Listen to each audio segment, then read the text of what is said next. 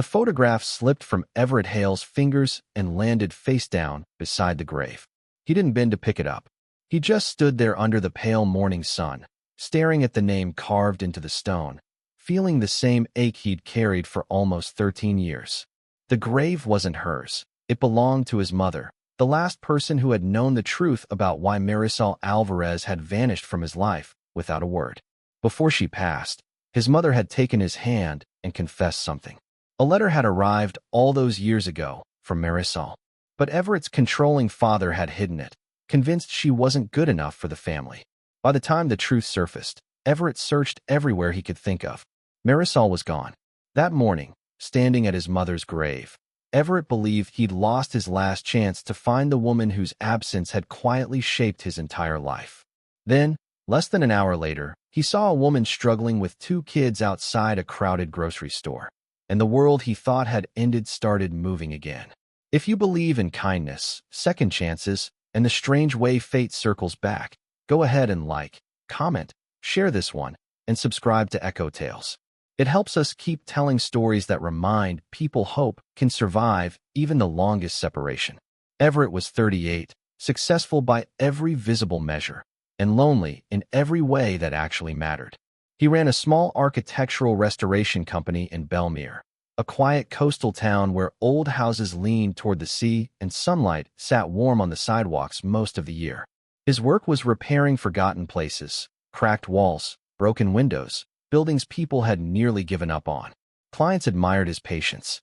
What they didn't know was that Everett restored buildings because he couldn't restore his own past. Every morning he woke before sunrise, made coffee by the same window, and stared at the empty chair across from him. He dated occasionally, but the moment things turned serious, he'd pull back.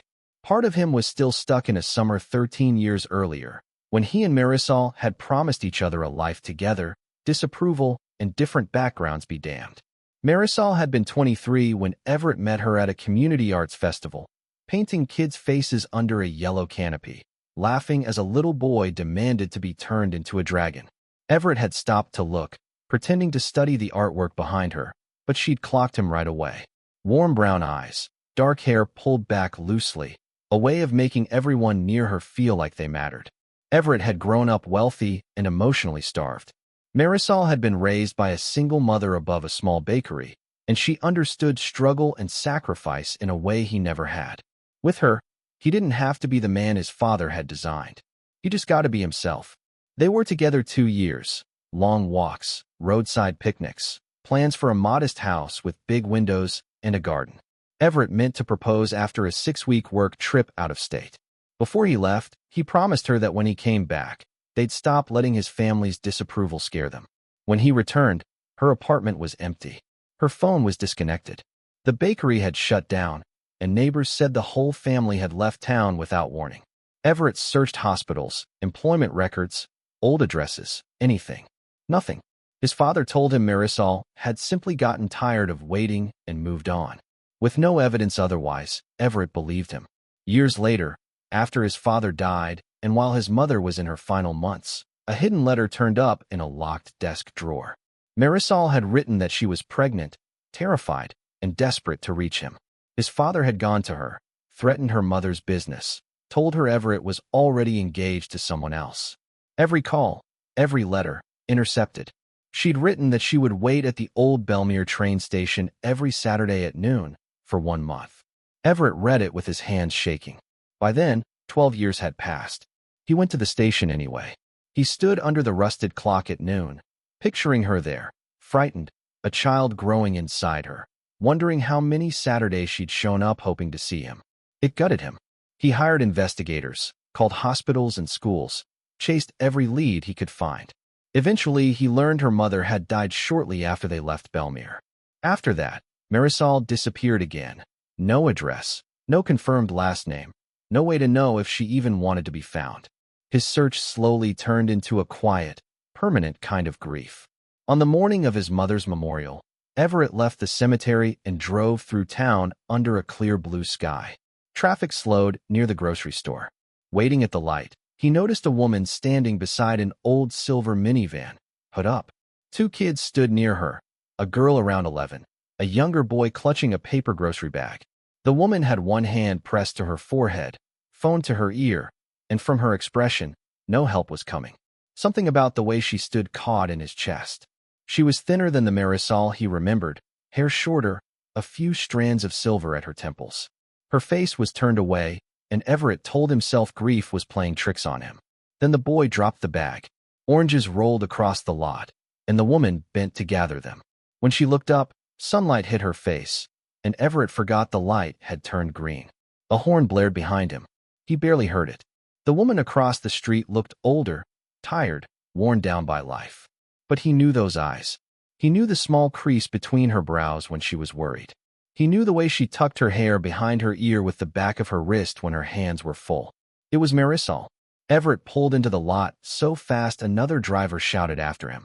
He parked a few spaces down and just sat there, frozen. 13 years he'd imagined this moment. In some versions he ran to her. In others she saw him first and smiled. Now that she was only a few yards away, he was terrified. The kids changed everything. The girl had Marisol's eyes.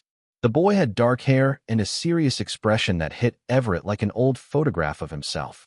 He got out and walked toward them, heart slamming. Marisol was bent over the engine, trying to make sense of something under the hood. The girl noticed him first and stepped closer to her mother, protective. Everett stopped several feet away, afraid one wrong move would send them running. Marisol looked up. Neither of them moved. The noise of the parking lot, carts, engines, conversations, seemed to fall away. She stared at him like she was looking at someone back from the dead. The color left her face. Her hand tightened on the edge of the hood. Everett said her name, quiet. The years between them folded in on themselves. She didn't smile. Frightened, then angry, then something more wounded than either. Everett tried to explain. The letter, how recently he'd learned about it. But she just shook her head, tears rising. She'd spent years believing he'd chosen his family over her and their unborn child. He'd spent those same years believing she'd left on her own. Between them stood 13 years of manipulation and stolen time. The boy looked between them and asked his mother who this was. Marisol put a trembling hand on his shoulder and couldn't answer. Everett looked at the boy more closely, his own hazel-green eyes, the faint cleft in the chin, the way his left eyebrow lifted higher than the right when he was confused. Everett's knees nearly buckled. The boy's name was Callum, 12 years old. The girl was Tessa, 9, Marisol's daughter from a later marriage that had ended 3 years earlier when her husband died suddenly of a heart condition. He'd been a good man, had known Callum wasn't his biologically, and had raised him anyway, no distinction made. Since his death, Marisol had been working 2 jobs, holding things together. The van had broken down twice that month already, and she couldn't afford another repair.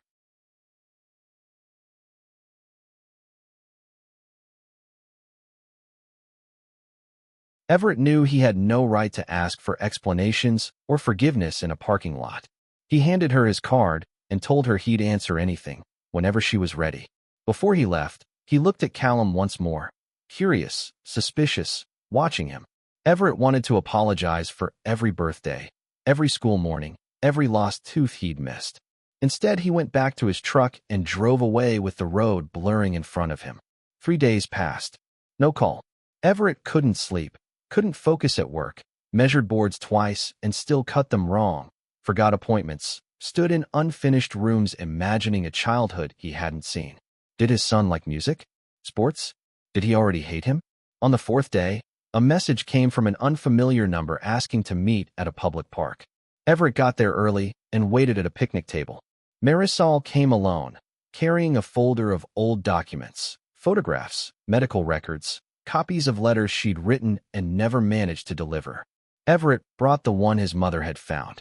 They spent nearly 3 hours piecing the whole thing together. His father had visited her repeatedly while Everett was away, claiming Everett was embarrassed by the pregnancy and planning to marry someone else. He'd threatened her mother with legal action over the bakery's debts, then offered money to leave town. When she refused it, he had the lease pulled anyway. Pregnant and scared, Marisol had gone to the station every Saturday, just like she'd promised. Everett never came, because he never got the message. After Callum was born, she'd looked for Everett online and found photos of him at formal events beside women his father approved of. She assumed the worst. What she didn't know was that those were business functions, not engagements. Hurt turned into pride. Pride turned into silence. Silence swallowed more than a decade. Everett didn't ask her to forgive him. He'd been lied to, but she'd carried pregnancy, poverty, and motherhood alone. His innocence didn't erase what she'd survived. He only asked for a chance to know Callum, slowly, on the boy's terms. Marisol agreed. On one condition, Callum set the pace. Their first meeting was the following Saturday, an outdoor cafe. Callum sat stiff across from him, barely touching his lemonade. He had one question first. Had Everett ever looked for him? Everett told the truth. He'd searched for Marisol for years, but never knew Callum existed, never knew a name or a birthplace. Finding the letter had changed everything. He set a worn box on the table, old maps, investigator notes, returned mail, train tickets, and a photo of Marisol he'd carried in his wallet for 13 years. Callum studied it a long time. Something in him softened, even if he stayed careful. Over the following weeks, Everett didn't try to force fatherhood. He showed up quietly at the back of the field for Callum's football practices. He helped Tessa build a model bridge for school. He fixed the broken porch steps at Marisol's rented house without charging her, though she argued about it. He learned Callum loved sketching buildings and dreamed of designing homes that could survive hurricanes. Everett gave him a set of drawing pencils and a blank notebook. No big gestures, just that. One afternoon, he brought both kids to a historic lighthouse his company was restoring, showed them how the original builders had joined the wooden beams without power tools. Callum asked question after question. Tessa wandered through the unfinished rooms laughing at the dust and the light. Marisol watched from the doorway, and for the first time since the reunion, Everett saw the woman she used to be underneath the exhaustion. It wasn't simple, though. Some days Callum turned angry out of nowhere, accused him of trying to replace the father who'd actually raised him. Everett told him no one could replace that. Love didn't have to erase love. Other days Marisol pulled back, afraid his family might try to interfere. Everett met with a lawyer and signed away any claim to sudden custody changes. He wanted presence, not control. The real test came 2 months in, when Callum collapsed at football practice. Marisol called Everett from the ambulance because there was no one else to call. He beat them to the hospital and stood in the emergency ward with his hands shaking. Doctors found a treatable heart rhythm condition, inherited, coincidentally, from Marisol's late husband, not from Everett. But the uncertainty before that diagnosis terrified everyone. Everett stayed through every test, brought in a specialist, rearranged his schedule, sat with Tessa while Marisol stayed with Callum. He didn't use money to take charge. He just made sure nobody was alone. When Callum was discharged that afternoon, he walked slowly toward the entrance where Everett was waiting, unsure whether to step forward. Callum stopped in front of him and asked if he'd drive them home. First time the boy had chosen him. Things shifted after that. Callum started calling him for help with school projects. Tessa began referring to him as part of their strange little family. Marisol and Everett stayed cautious, but the old affection crept back in ordinary moments. Folding chairs after a school event, sandwiches at a job site, groceries carried in from the car. Eventually, Everett showed Marisol a small house he'd been restoring near the coast. Wide windows, an overgrown garden, the same kind of place they used to imagine together. He'd bought it years earlier and never moved in. Some part of him waiting for a life he didn't believe would come. Marisol walked through the empty rooms while sunlight spilled across the floors. Callum stood at the front window, already redesigning the staircase out loud. Tessa claimed a reading nook in the corner. Everett told Marisol he wasn't asking her to move in, just wanted her to know the future they'd once imagined wasn't gone. It had just changed shape. She cried, not because the pain was gone, but because for the first time she understood their lost years didn't have to define the ones ahead. She told him she couldn't go back to being the young woman he'd loved. Life had made her more careful, more tired. He told her he wasn't the same man either. He didn't want to recreate the past. He wanted to build something honest out of what was left. By early autumn, Everett was a steady fixture in the kids' lives. Never missed a medical appointment. Helped Tessa prep for her school reading contest. He and Marisol went to family counseling. Not because they were broken, but because they didn't want old wounds turning into new ones. Nearly 6 months after the parking lot, Callum asked Everett to meet him at the old Belmere station. The town had started restoring the platform, sunlight cutting through the open roof frame. Everett arrived to find Marisol and Tessa already standing near the rusted clock. Callum held out a small envelope. Inside was a drawing of the coastal house, fully restored, for figures standing out front. Underneath, he'd written that homes weren't just places people lived. They were places people chose to come back to. Everett's eyes blurred. Callum stepped forward, uncertain, and asked if it would be okay to call him Dad someday, once the word didn't feel so unfamiliar. Everett didn't rush him. He waited for Callum to close the distance himself. Then they embraced under the same clock where Marisol had once waited alone. She covered her mouth, tears streaming. Tessa wrapped her arms around them both, turning it into something crowded and a little clumsy and completely perfect. Months later, Marisol and the kids moved into the coastal house, not before a lot of careful conversation and a promise that nobody would pretend the past hadn't happened. Everett and Marisol married in the garden that spring. Small ceremony. Callum stood beside Everett. Tessa carried the flowers. A framed photo of the man who'd raised Callum sat near the front row, honoring the love that had protected him while Everett was gone. Everett never stopped grieving the years he'd lost. But the grief stopped running him. It became a reason to stay present instead. Second chances didn't erase pain or bring back missed birthdays.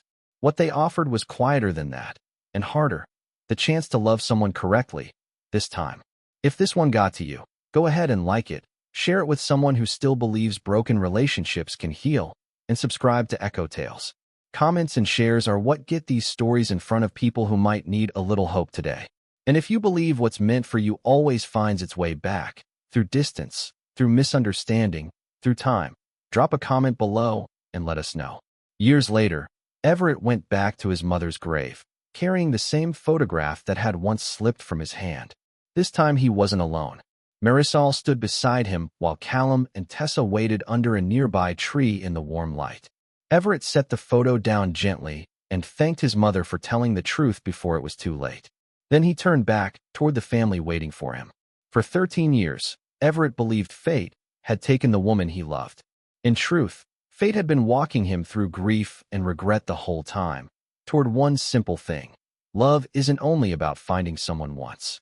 Sometimes it's about recognizing them when life brings them back, and having the courage to choose them again.